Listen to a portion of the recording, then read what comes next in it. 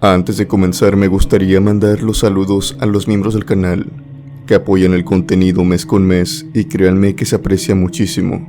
Gracias a todos los miembros.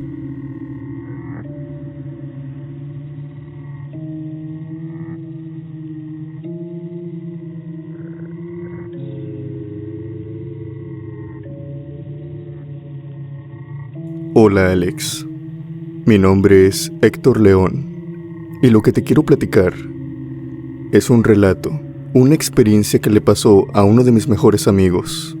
Su nombre es Jorge y nuestra amistad ha perdurado durante muchos años. Nuestras madres son amigas, por lo que es comprensible saber que también para verse ellas y platicar ellas, nos juntaban a nosotros, ya sea en los mismos grupos, en las tardes para ir a jugar, y por qué no, también en el catecismo. Nuestras madres eran muy religiosas, por lo que cada celebración, cada misa, cada 25 de diciembre, cada celebración que se le hacía a un santo en particular, ahí íbamos junto con ellas. Y fue en una de estas celebraciones en las que ocurrió este relato. Por más sorprendente que parezca, sucedió dentro de una iglesia. La iglesia a la que íbamos, porque hasta eso, íbamos al catecismo juntos, tenía en su parte trasera, ya que era una iglesia, pues grande, era una iglesia que llevaba décadas en el pueblo. En su patio trasero, tenía, por así decirlo, un laberinto. Eran unas hierbas, cortadas de cierta manera, para hacer parecer un pequeño laberinto. No era tan grande, era mediano. Tenía algunos pasillos que iban de derecha a izquierda, de arriba para abajo. Si bien dentro de él podía dar el aspecto de ser grande, la verdad es que no tardabas mucho para lograr dar con la salida. De hecho, yo, Jorge, y muchos niños también, de los que íbamos al catecismo, nos metíamos regularmente a este laberinto, para jugar ahí, ya sea a las escondidas, etc. Por lo que hay que tomar en cuenta que Jorge conocía este laberinto. Lo conocía muy bien. En esta celebración, igualmente todos fuimos. Estábamos jugando, cuando en eso nos llaman a la comida, que eran unos tamales. Los tamales venían de diferentes, pero obviamente nosotros, por ser niños, queríamos los tamales de dulce, los tamales rositas. Para nuestra mala suerte, nuestro grupo de catecismo no eran los únicos niños que estaban ahí. Estaban todos de diferentes edades, y es más, también de diferentes iglesias habían venido a dar la misma celebración. Y entre todos los fuegos pirotécnicos, entre toda la música, pues estos niños se acabaron con los tamales de dulce, y uno de los pocos afortunados que pudo alcanzar de estos tamales fue Jorge. Jorge, si bien era mi amigo, sabía muy bien que si iba conmigo, tenía que también darle a los demás niños. Y pues Jorge es una persona muy, podríamos decirlo, de buen comer, y no quería dar. Entonces él piensa que lo más óptimo es ir a aquel laberinto, esconderse ahí, ya que nadie estaba dentro de él. De hecho se podía ver, estaba todo oscuro. Él fue lentamente, se metió al laberinto y empezó a comer sus tamales ahí, junto con su refresco. Él alzaba la vista y decía que solamente estaba viendo los fuegos pirotécnicos, cuando en eso empieza a escuchar una risita que viene de lo profundo del laberinto. Lo que inmediatamente él cree es que tal vez hay niños jugando, por lo que se apresura y casi un tamal metido en la boca a la vez se los come en segundos. Le da un largo sorbo a su vaso de refresco, y cuando ya se dispone a irse, sigue escuchando aquellas risas. Se le hace extraño, y él, por mera curiosidad, empieza a caminar hacia adentro del laberinto para ver de quién son las risas. Parecen risas de niños, por lo que peligro prácticamente él no veía. Pero al irse acercando cada vez más y cada vez más, empieza a divisar algo en la oscuridad de la noche. Parecía un niño en una esquina de un pasillo del laberinto. Pero este niño, según Jorge, parecía extraño. Toda su vestimenta era gris. Además también de su piel, Jorge dice que todo, absolutamente todo, era gris en él. Su cabello, su cara, su ropa. Lo único oscuro, pero oscuro como tinieblas, eran sus ojos. Unos ojos que se le quedaban viendo a Jorge, sin parpadear. Jorge esto solamente lo descubrió una vez estando bastante cerca de este niño. Y si bien se asustó, prefirió seguir caminando e internarse más en el laberinto, para no parecer asustado. Como les dije, Jorge conocía muy bien este laberinto, y sabía muy bien también que había más de una salida. Así que él empezó a caminar hacia otra salida. Y parecía que en cada esquina de este laberinto habían estos niños.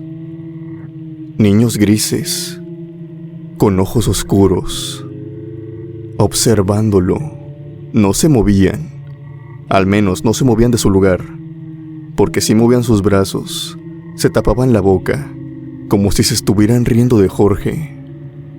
Jorge siguió caminando, tratando de encontrar una salida.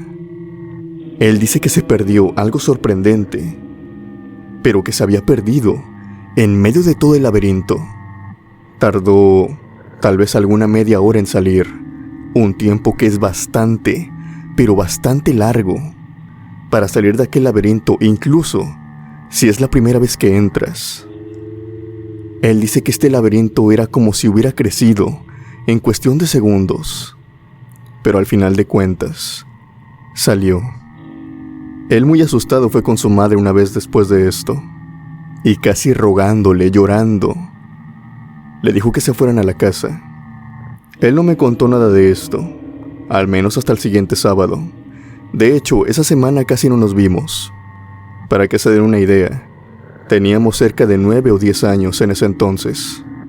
Hasta el siguiente sábado, en la que nuestra maestra de catequesis nos dijo que entraríamos al laberinto para sentarnos en las bancas y tomar una clase ahí, ya que, por lo regular, había colibrís y demás pajaritos que se internaban entre el día.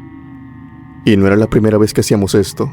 No lo tomamos como nada raro, excepto Jorge, que era el único que no quería entrar, y fue en ese momento que nos empezó a contar todo lo que le había pasado. Nuestra maestra, a final de cuentas, tomó en consideración lo que decía Jorge, y si él estaba asustado de entrar, pues no lo iba a obligar. Tomamos la clase afuera, pero por nuestra curiosidad, yo y otros amigos entramos. Alex, no nos topamos con ningún niño, pero lo que sí nos encontramos fueron con estatuas de ángeles. Ángeles que, como toda estatua, eran grises y grandes, como de la altura de un niño, con alas a sus espaldas, como cualquier figura de ángel, solamente con un detalle extraño, y es que estos ángeles tenían los ojos completamente oscuros. Esos ángeles no habían estado antes. Los habían puesto la semana pasada, antes de la celebración. Unimos cabos y a pesar de que somos niños, tomamos en cuenta la historia de Jorge y ya no entramos a ese laberinto. Curiosamente, y siéndole sinceros a ti y a toda tu comunidad, no volvimos a entrar a ese laberinto durante mucho tiempo, pero ocurrió algo curioso. Esos ángeles ahí no duraron mucho. Los retiraron después de 3 semanas. Las causas de su retiro jamás quisieron contarlas, pero creo que ya se pueden hacer una idea, sobre todo por el conserje y por el sacerdote que se quedaban en esa iglesia. hasta altas horas de la noche, dándoles mi opinión. Creo que lo que compraron no fueron estatuas de ángeles, fueron otras cosas que tal vez cargaban algo tenebroso.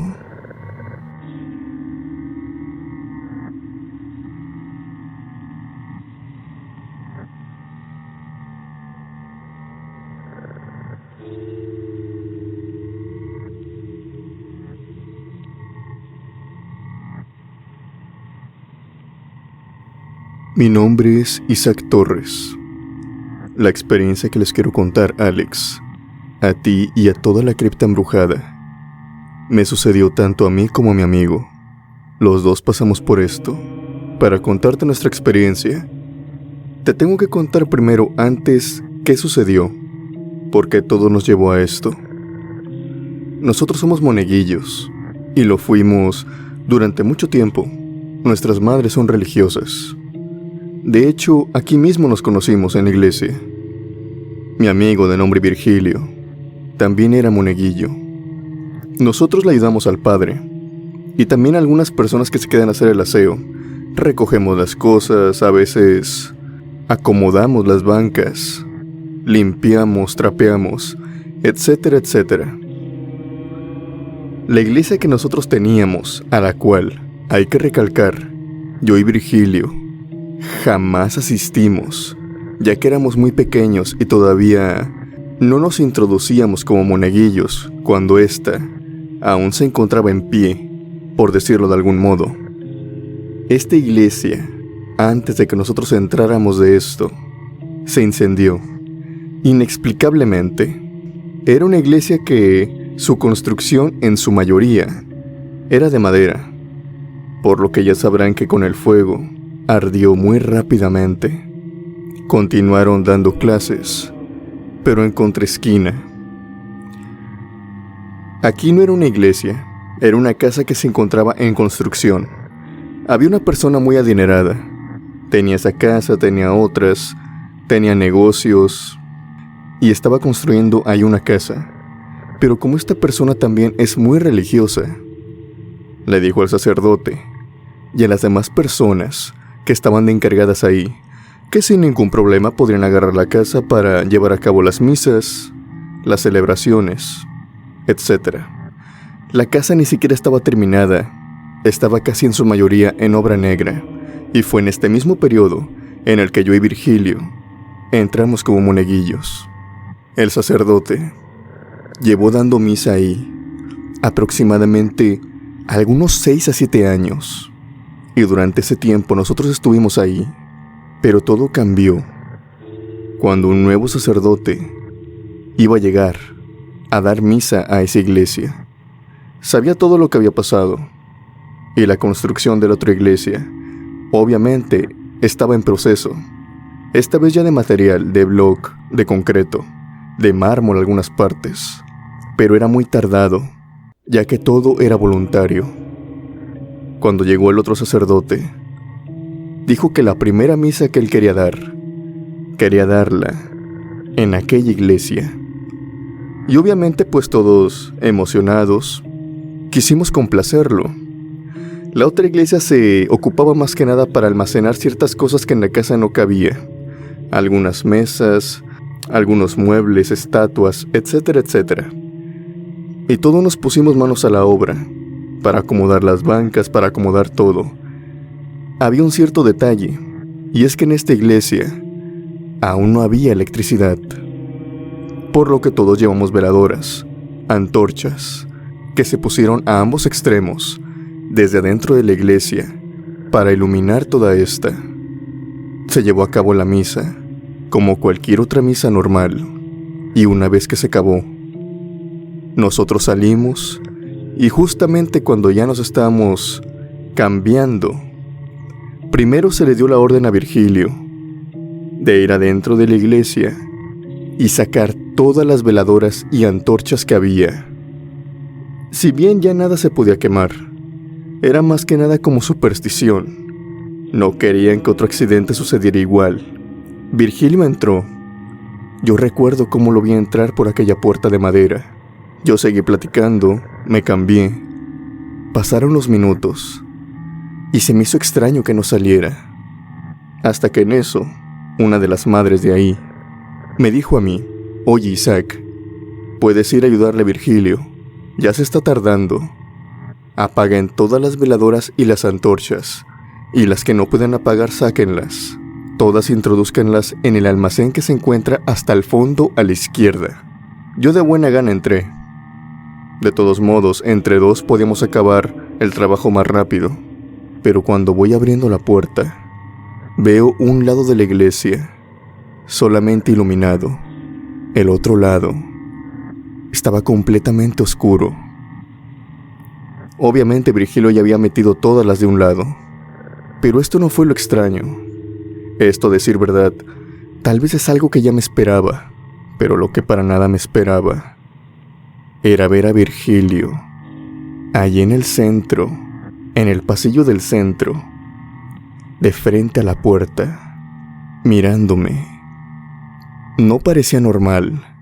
Sus ojos estaban saltones, eran como que no tenían vida. Era una mirada perdida. Virgilio solamente se encontraba parado, como si fuera algún tipo de muñeco. La mirada estaba penetrante. Me miraba fijamente a mí y ni siquiera parpadeaba. Yo me fui acercando a él y pese a que noté esto, yo solamente pensé que Virgilio, como otras tantas veces, me quería hacer una broma. Yo fui y le dije: hey, no te hagas el tonto. Vamos a terminar que ya es tarde. La misa acababa aproximadamente a las 9 de la noche, y en ese entonces ya faltaban cuarto para las 10. Yo no quería llegar tarde a mi casa, así que le dije: vamos, muévete, hay que meter todo esto. Pero Virgilio no se movía, él solamente seguía parado ahí.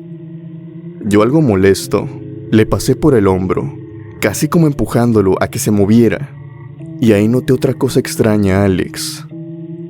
Y es que su hombro estaba duro, petrificado. Era como si hubiera querido empujar un poste o empujar una pared de concreto. E incluso hasta sentí que me lastimé. Yo volteé y lo observé solamente para ver que Virgilio me seguía observando con esos ojos saltones, sin parpadear.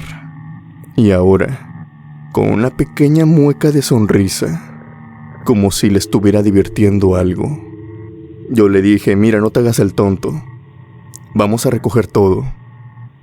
Yo fui y empecé a recoger las veladoras, empecé a recoger las antorchas, empecé a apagar algunas, empecé a acomodar otras, más que nada para agarrarlas todas juntas y llevarlas al almacén. Mientras yo hacía todo esto, Virgilio me seguía.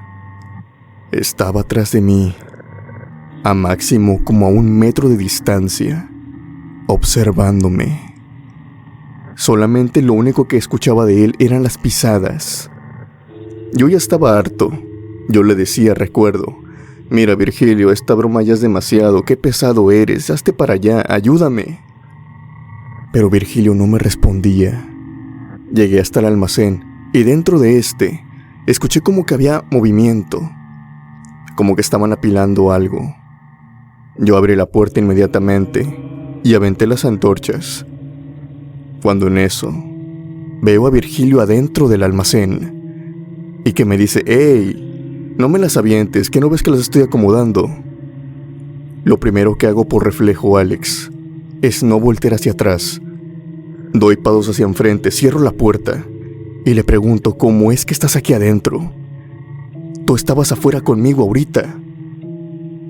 Virgilio se me queda extrañado mirándome y me dice: no, yo he estado aquí todo el tiempo, solamente que se me cayeron algunas antorchas y pues las estoy acomodando, pero yo no he salido afuera. Es más, ni te vi cuando entraste.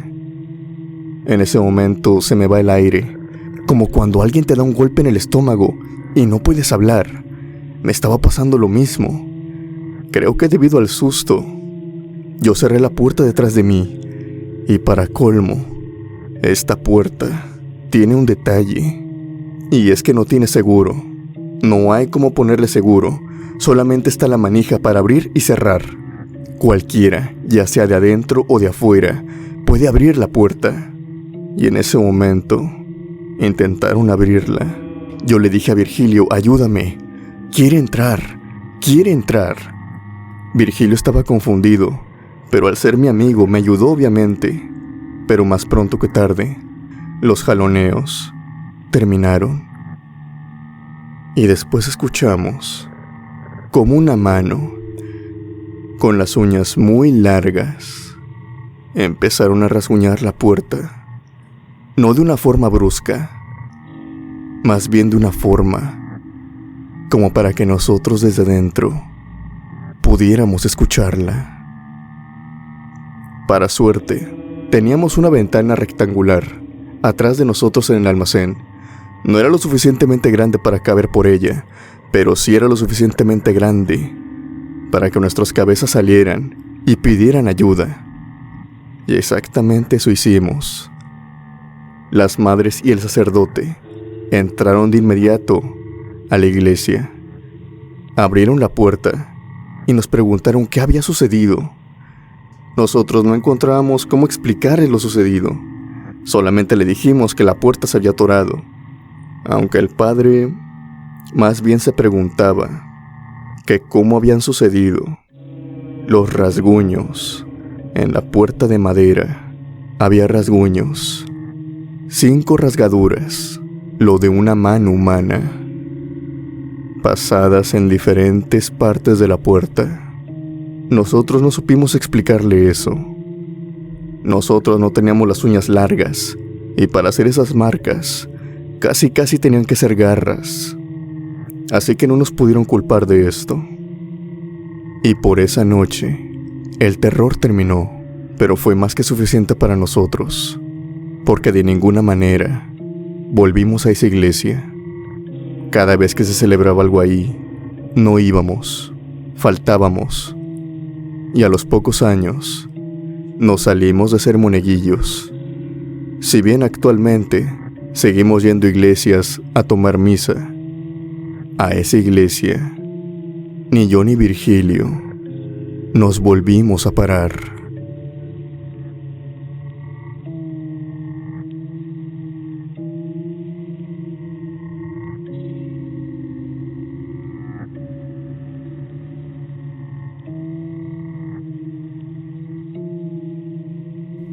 Hola Alex, quiero que la siguiente historia, por favor la compartas en anonimato. Es una historia familiar. Yo y mi madre escuchamos mucho tu contenido. Escuchamos mucho los relatos de terror, pero en particular tu canal nos gusta mucho. Y es por eso que te queremos compartir esta historia. Esta historia pertenece a mi abuela, que ya no se encuentra entre nosotros. Ella ya falleció hace aproximadamente algunos 9 años, y esta experiencia le pasó a ella en sus últimas semanas de vida. Mi abuela es una persona a la cual le gustaba ir mucho a la iglesia. Iba a todas las misas, los domingos, tanto en la mañana, en la tarde, y también a las que celebraban entre semana. Mi abuela estaba muy mal de salud. El médico incluso le decía que no estaba óptima para ir a la iglesia. Pero ella es como las personas de antes. A ella no le puedes restringir nada. No salía mucho a la calle, solamente iba a la iglesia. Pero hubo un día en particular en la que no fue a la iglesia. Este día, de hecho, ni siquiera se practicaba una misa. Era un día entre semana. Ella había salido de la casa porque había ido por un mandado cerca a una tienda a traer unas ciertas verduras, pollo, carne, ya que a ella le gustaba preparar ese tipo de caldos. Cuando pasó cerca de la iglesia, ya eran aproximadamente las 11 de la noche. Ya era muy tarde.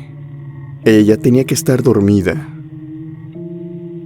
Pero cuando fue pasando enfrente de esta caminando, A un paso lento que iba, vio que dentro de la iglesia había luz. Por las ventanas, por las rendijas de las puertas de los lados y la puerta principal se encontraba abierta, al menos una. Dentro de la iglesia habían personas y se podía escuchar como el sacerdote estaba dando misa. Mi abuela se sorprende, ya que ella estaba al pendiente de todas las misas que se celebraban. Así que, como era de esperarse, se metió lentamente en la iglesia para ver si había algún lugar para sentarse. Y sí lo encontró. Ella fue y se sentó. Y te voy a platicar como nos lo platicó ella. Las personas, en su mayoría, estaban vestidas de negro. E incluso algo muy extraño también. El sacerdote. Ella no lo conocía. Decía que era otra persona. No era el mismo sacerdote que daba la misa en esa iglesia. También llevaba su vestimenta completamente oscura, completamente de negro. Todas las personas eran absolutamente extrañas para ella. Y tal vez esto para algunas personas no suene como algo anormal, pero tienen que tener en cuenta que mi abuela era muy religiosa. Mi abuela siempre iba a misa, por lo que cada vez que iba conocía más personas y ella ya sabía qué personas iban tal día y qué personas iban en otro día. Ya hablaba con la mayoría de las personas que iban a la iglesia. Pero en ese entonces parecía que todos eran extraños para ella. Lo que ella pensó es que tal vez en ese momento se estaba llevando a cabo algún velorio, algunas últimas palabras, pero no había ningún ataúd, no había ninguna persona al centro. Incluso la misa no se trataba de ninguna persona.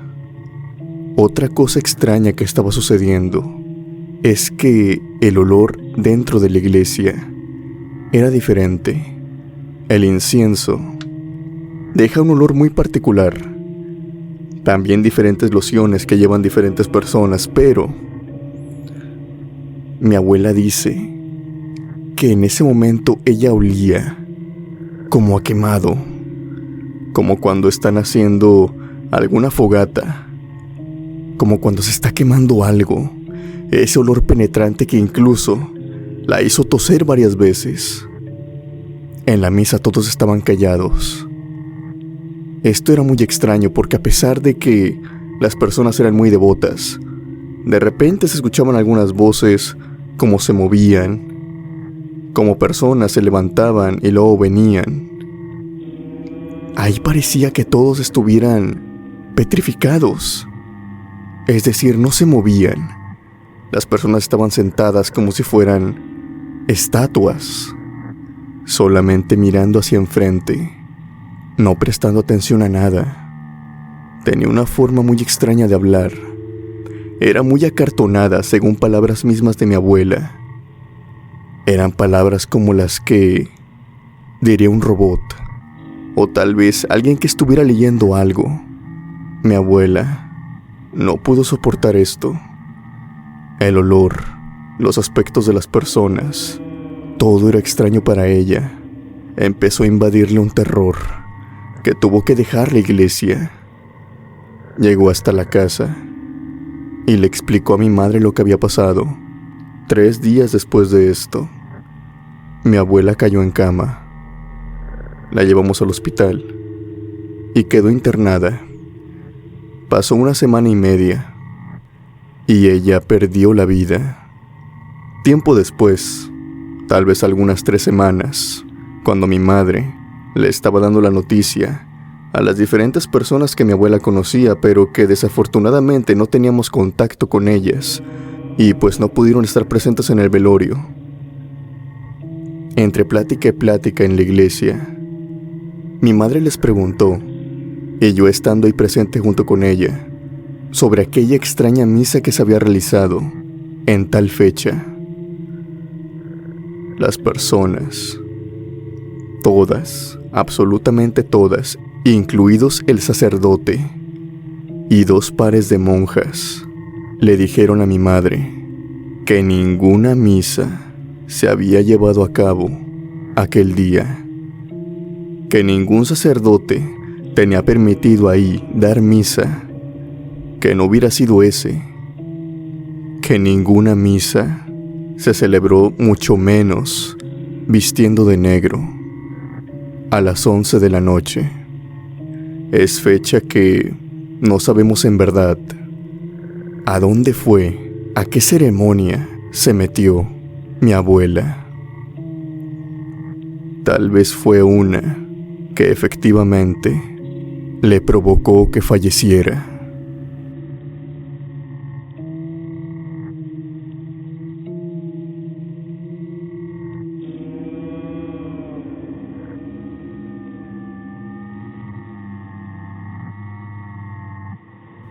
Hola Alex, mi nombre es Laura González.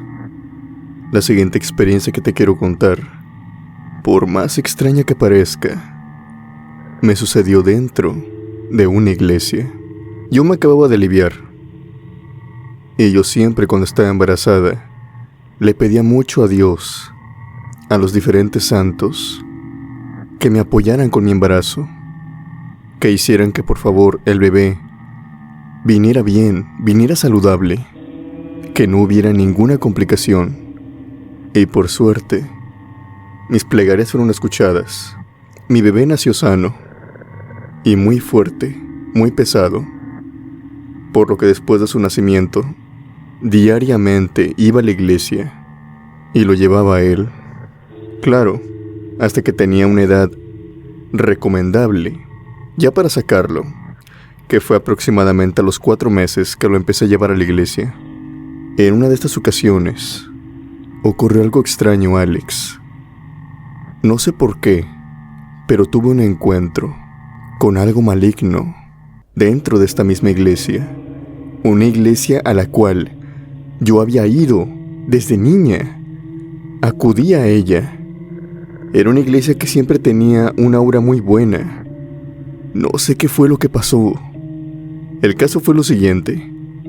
Yo llegué con mi bebé en brazos, y debido a que había mucha gente, a veces alguna misa se llenaba de gente, otras por lo contrario estaban muy vacías.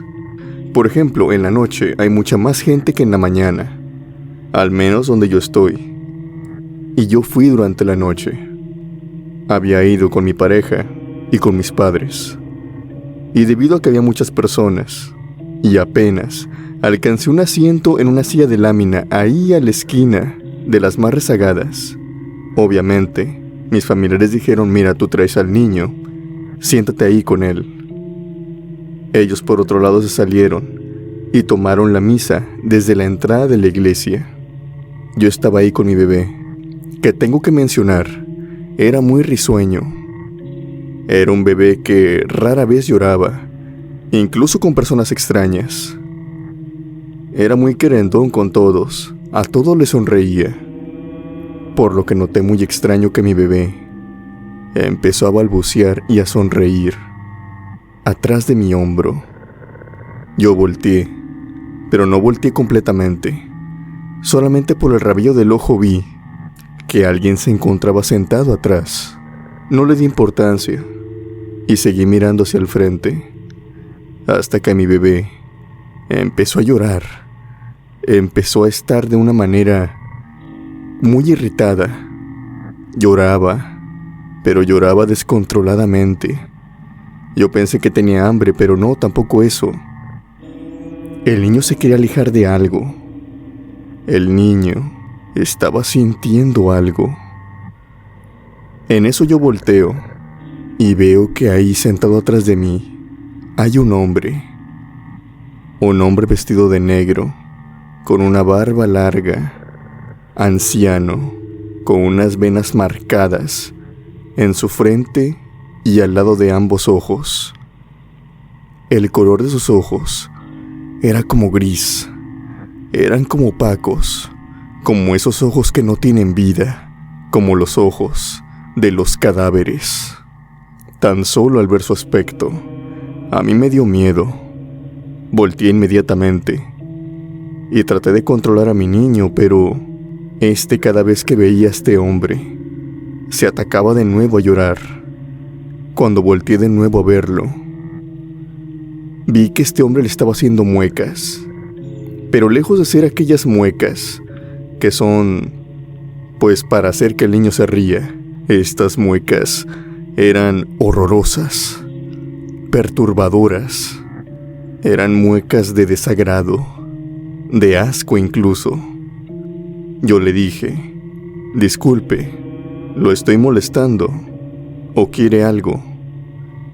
Este hombre solamente se me quedó viendo, y acto seguido lo que hizo, que jamás se me puede olvidar, Alex, es que fue abriendo su boca lentamente, y de ella emanó un olor apestoso, y fue sacando la lengua, una lengua tan larga que dejó caer, que incluso superaba su barbilla.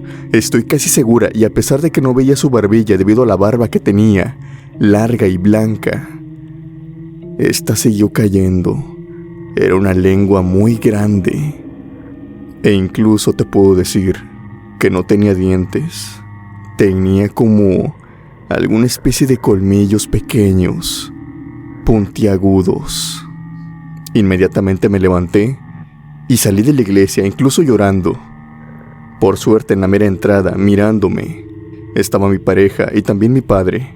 Ambos me detuvieron y me preguntaron qué era lo que estaba pasando, que por qué estaba llorando. Yo simplemente le respondí que ese señor había sido feo conmigo y también feo con el bebé, que nos había estado molestando, y que yo me quería ir a la casa. En ese momento mi pareja me dice: ¿pero cuál señor? Tú estás sola ahí en la esquina. Yo volteé para señalárselo, pero en efecto, no había nadie atrás de mí. Solamente había una pared blanca. Yo le pregunté tanto a mi madre, mi padre, mi pareja, ¿que acaso no lo vieron? Mi pareja, la más honesta de los tres, me dijo: yo no te he quitado la mirada de encima, sobre todo porque traes al bebé. Y no te miento, tú has estado sola ahí. Nadie se ha sentado atrás de ti. Igualmente, nos fuimos en ese momento, y jamás he tenido una respuesta a lo que pasó aquella noche. Simplemente algo que yo vi, y que también mi bebé vio. Algo que nos estuvo acosando aquella noche dentro de la iglesia.